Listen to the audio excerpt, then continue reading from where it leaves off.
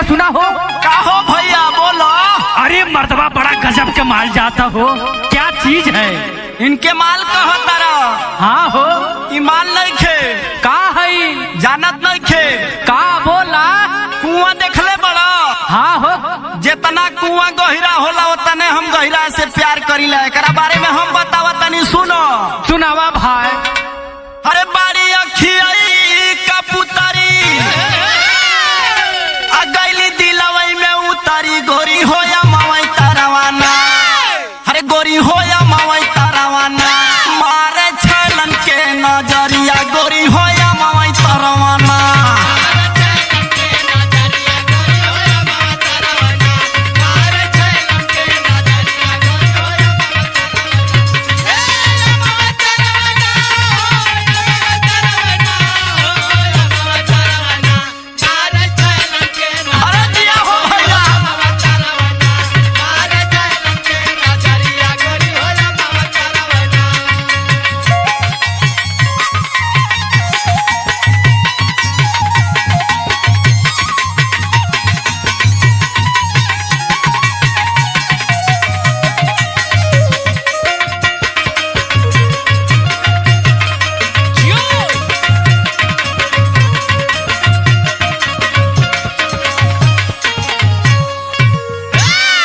अरे भाई एक बात और बताई।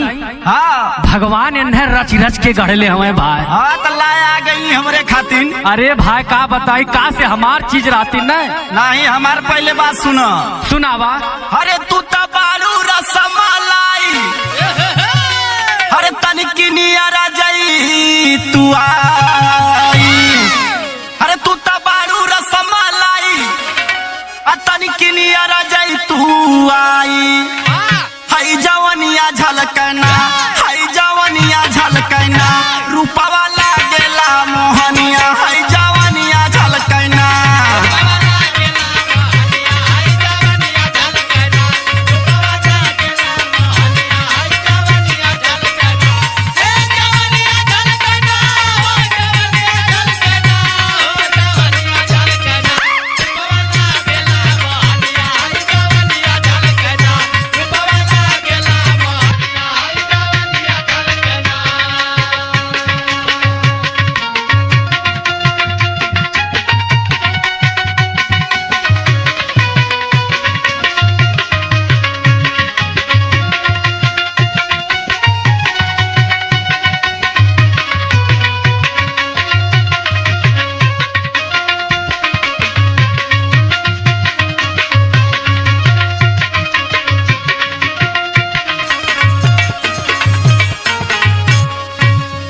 एक और बात बताई भैया।